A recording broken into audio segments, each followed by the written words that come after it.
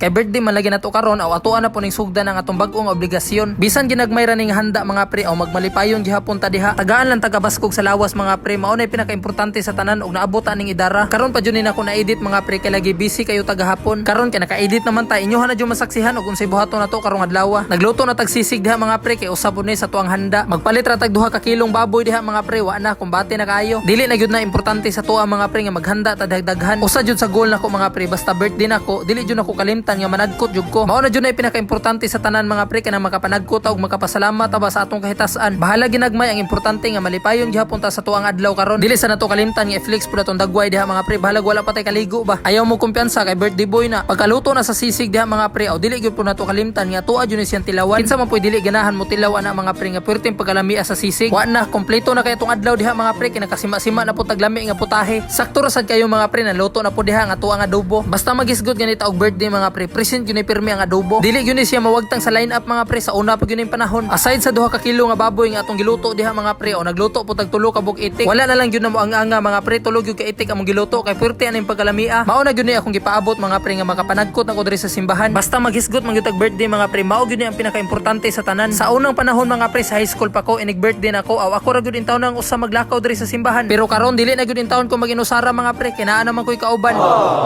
Gikuha gyud ni nako kayang mga pre para lang mag-uban mi karong adlaw. Dili na gyud in taon ta maginusara dihag paroy-paroy mga pre ug asa maganita pa daw. Dili gyud nato kalimtan diha mga pre nga always gyud ta magpasalamat sa tuang kahitasan. Kay tungod sa iyaha mga pre iya tang gitagaan og kabaskog sa lawas. Ug dili tungod sa iyaha mga pre wala sa ta karon. Naa may moabot sa tuang mga pre or wala always lang gihapon ta magpasalamat. Ug syempre mga pre iampo gyud nato no nga safety ta sa atong paglakaw-lakaw karong adlaw. Naa pa sa tay isa ka simbahan nga adtuan mga pre kauban ang akong palangga.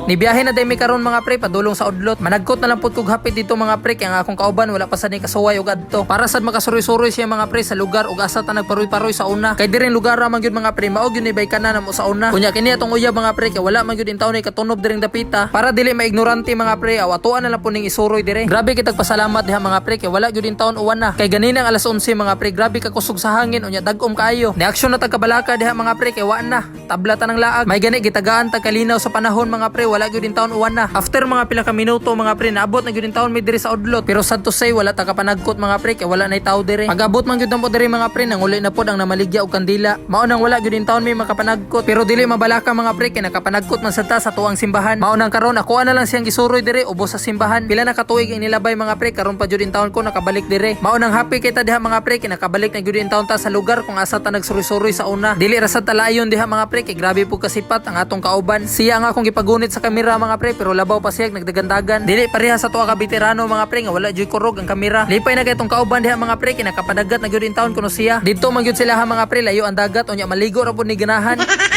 Malipay ra gyud siya mga pre basta ako yung kauban.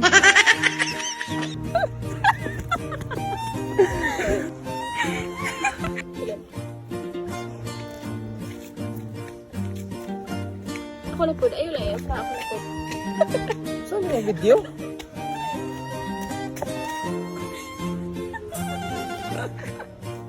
Pag human na mo picture dito kadyot mga pre o ba't sinapunta diri sa Igbaw. Usa jud is paborito niya mga pre kining ice cream ba mao nang namalit mi diha. Ampay kanin niyang ice cream mga pre dili gyud ni mawagtang sa muang laag. Basta magisgot na tag ice cream mga pre automatic wala gyud na siya doduha. Kay usa pa lang nato kahungit diha mga pre ang iyaha na hurot na. By the way day mga pre, nagpasalamat day ko no sa nag-greet sa tuwag happy birthday karong adlaw. Hilabi na sa tuwa mga followers diha mga pre, salamat kayo sa inyong tanan. I hope nga padayon lang gihapon mo sa pagsuporta mga pre ug sa pag-share sa tuwa mga video. Ug diri na lang tama ng atong video mga pre, salamat sa inyong paglantaw. Kita-kita na punta pohon.